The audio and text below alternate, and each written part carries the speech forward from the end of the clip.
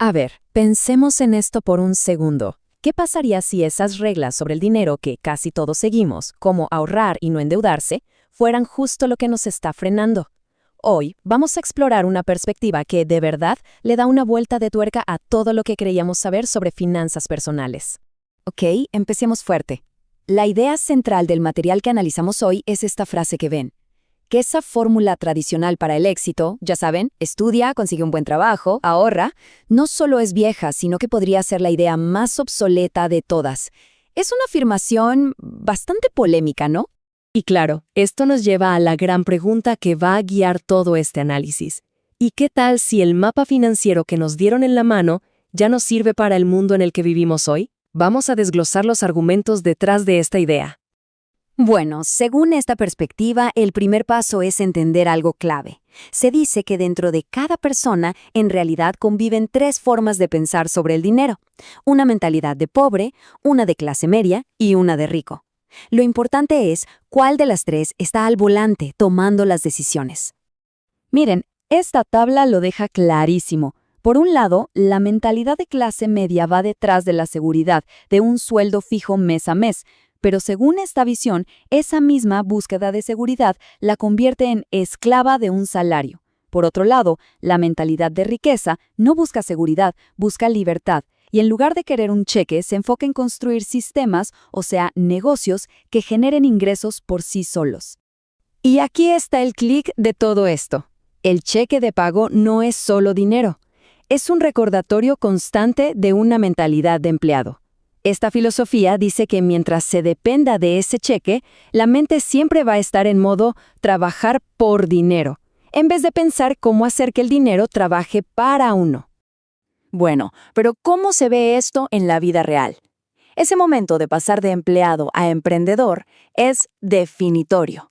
Y la anécdota personal de Kiyosaki sobre su último día en la oficina lo cuenta a la perfección. Imaginen la escena. Recibe su último cheque de pago. No es cualquier cheque, es una bonificación de $30,000. Por un lado, es una euforia total, pero por el otro, un terror absoluto. Es el momento justo antes de saltar, es el punto de no retorno. Y justo en ese instante, cuando está más vulnerable, se le acerca un colega y le dice esas palabras que son como la encarnación del miedo de todo el mundo. Vas a fracasar, vas a tener que volver. Es esa vocecita de la seguridad que te jala para atrás. Pero la respuesta lo cambia todo. En lugar de ponerse a la defensiva, él afirma, sí, voy a fracasar y nunca voy a volver. Ojo, esta frase no es arrogancia, es compromiso puro y duro. Es como quemar las naves, no dejar un plan B. Es obligarse a que funcione porque sencillamente no hay otra opción. Y aquí está la gran lección de la anécdota. El verdadero camino del emprendedor no arranca con el primer éxito. Arranca con el primer fracaso y con la decisión de levantarse y seguir. Es justo en ese momento que la mentalidad realmente se forja.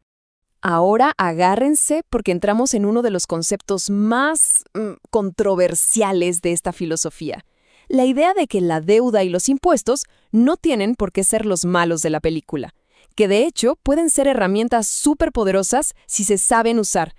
Esta imagen lo explica muy bien. Es la misma herramienta, pero con dos resultados opuestos. Para la mayoría de la gente, la deuda de la tarjeta de crédito o los impuestos son cargas que los hunden. Pero para los ricos, se convierten en palancas.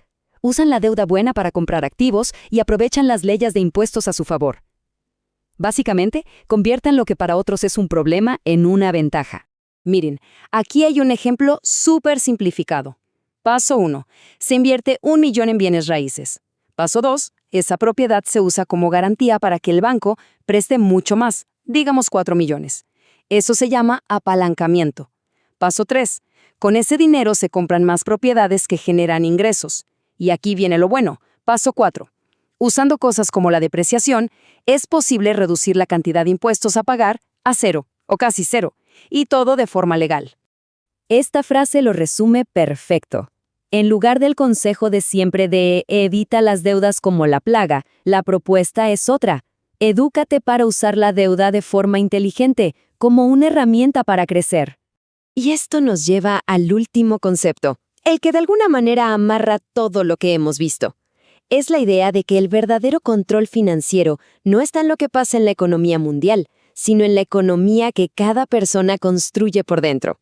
Aquí el contraste es total.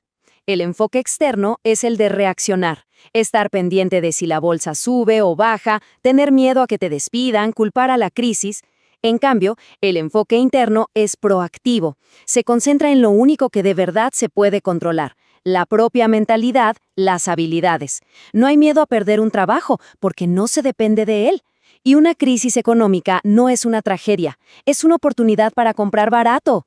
Y el punto final es este. La verdadera chamba de un emprendedor y de cualquiera que busque libertad financiera es dominar su mundo interno, sus miedos, sus conocimientos, su resiliencia.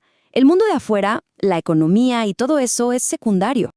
¡Wow! Esta metáfora final es potentísima. Siempre nos fijamos en la fecha de caducidad de la leche, ¿no? Pero ¿cuándo fue la última vez que revisamos si nuestras ideas sobre el dinero ya caducaron? La filosofía que revisamos hoy nos reta a eso, a preguntarnos si esas reglas que aprendimos de chicos, como ahorra tu dinero, de verdad sigan funcionando hoy. Y con esto cerramos el análisis de hoy. La pregunta final no es para encontrar una respuesta correcta o incorrecta. Es más bien una invitación a pensar, a reflexionar. ¿Cuándo fue la última vez que de verdad se cuestionaron esas ideas sobre el dinero que guían las decisiones de todos los días?